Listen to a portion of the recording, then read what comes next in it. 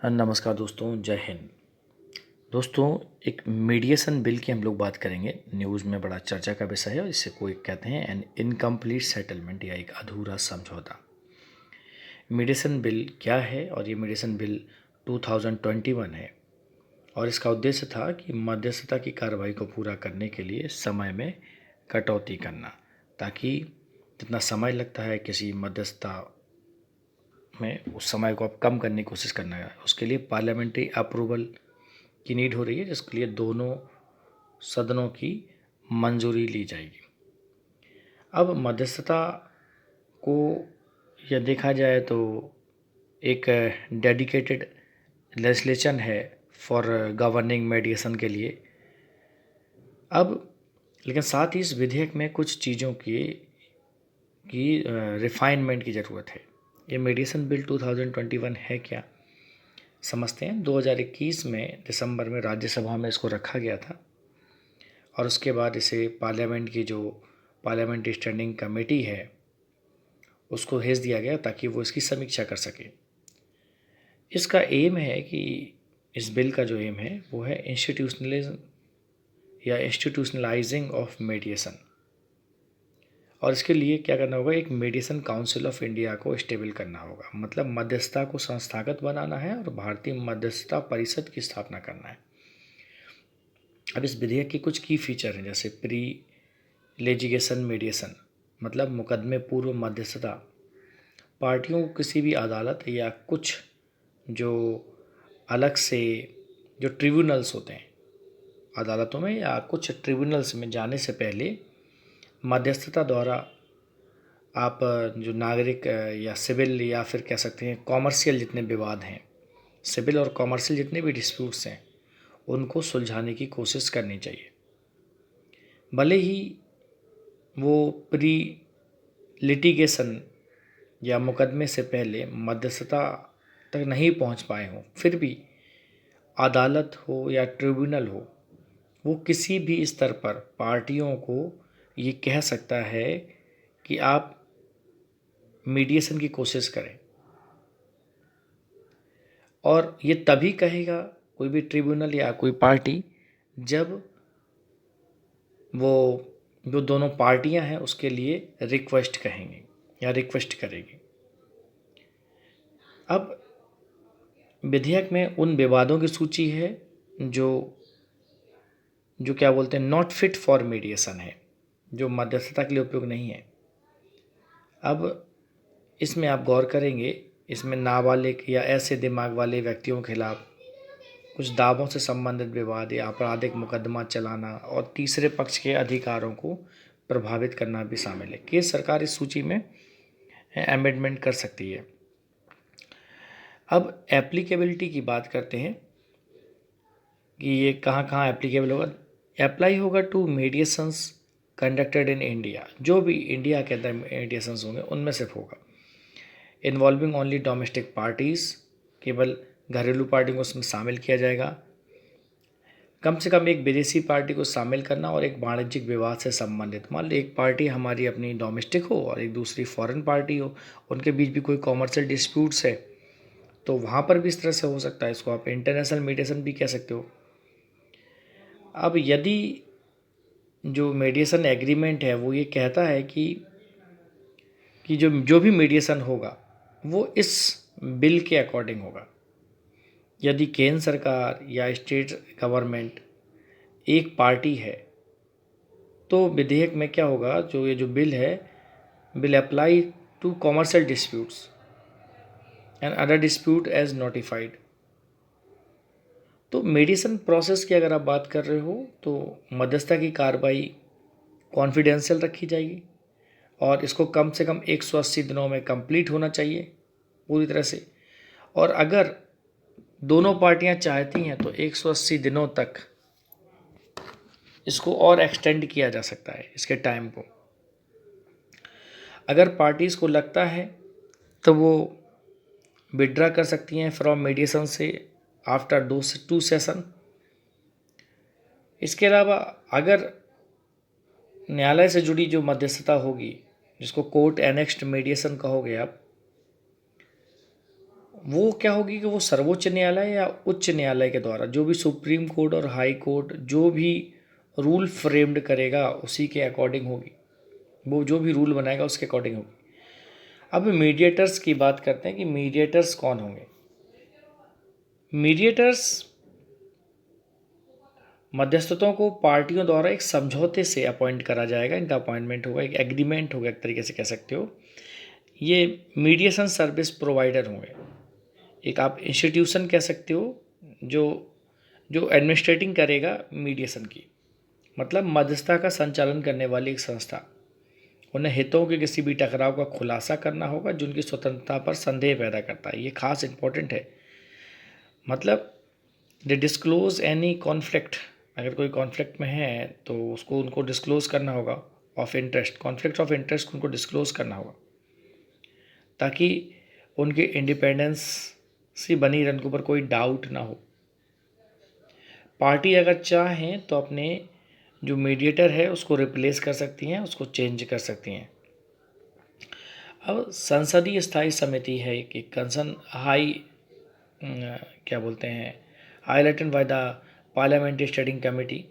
तो उसमें बात की गई प्री लिटिगेशन की। अब प्री लिटिगेशन क्या होता है कि एक पैनल ने मुकदमे से पूर्व मध्यस्थता की कुछ अनिवार्य और बलपूर्वक जो जो भी था, जिसको बलपूर्वक से बोलते हैं कर्सिव नेचर, बलपूर्वक प्रकृति सहित कई प्रमुख मुद्दों पर प्रकाश डाला।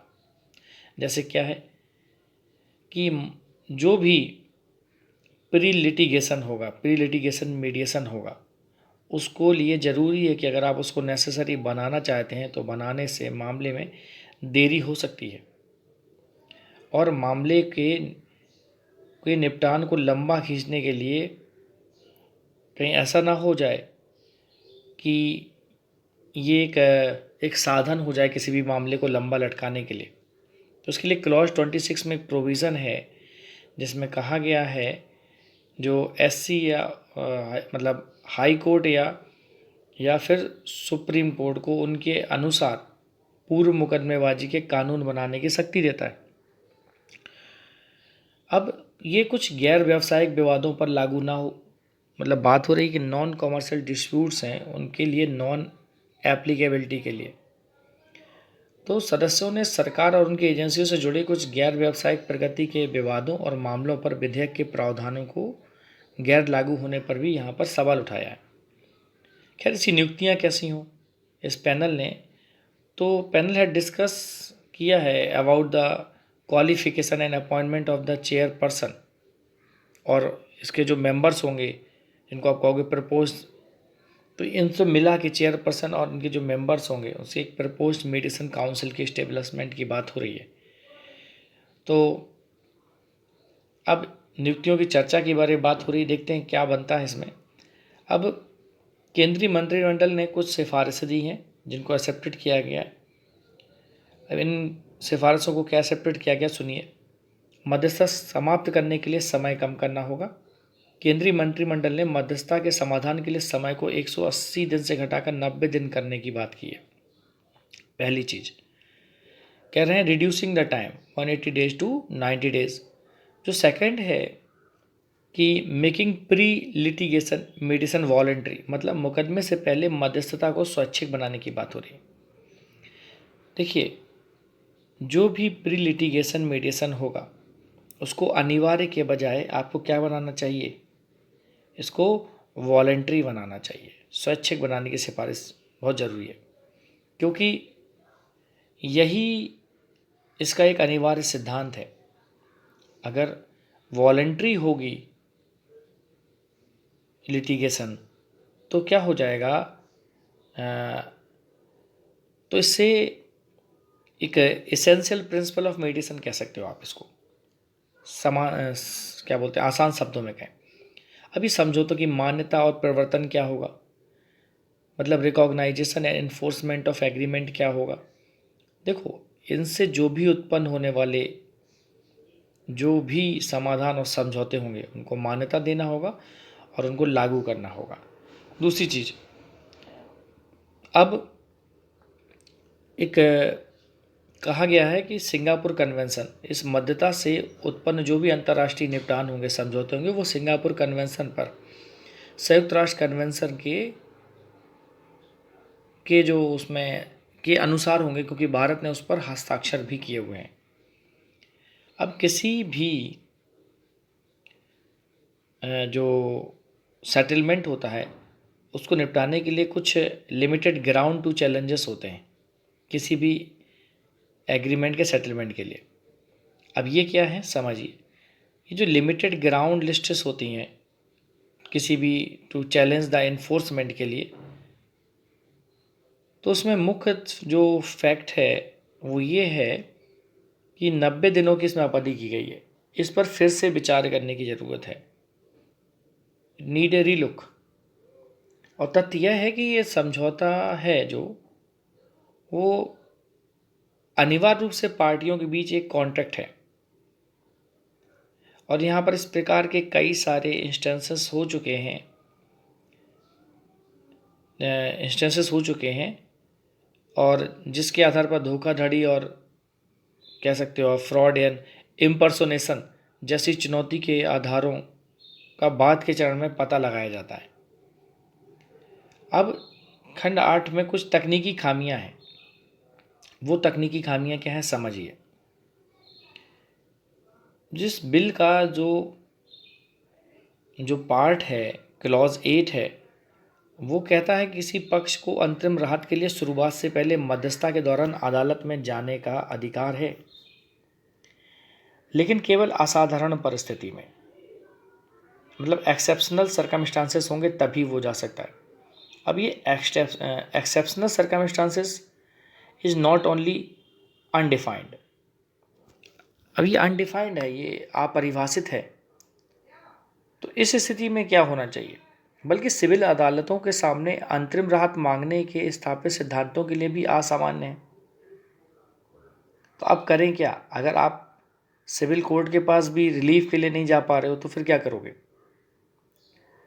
और इसके अलावा एक और बात है कि इसमें कोई no remedy of appeal available against an order passed under this process section.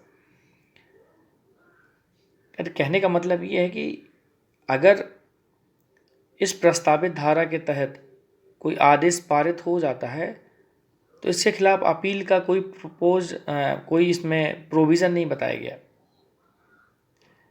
अब concept of online and community mitigation की भी बात की गई है। नीति आयोग की जो हालिया रिपोर्ट है उसमें पता चलता है कि भारत में केवल 55% लोगों के पास इंटरनेट तक पहुंच है, केवल 27% के पास एक कॉम्पेटेबल डिवाइसेस है, मतलब अच्छी स्थिति वाले इंटरनेट हैं, जैसे कि ब्रॉडबैंड वगैरह कनेक्शन।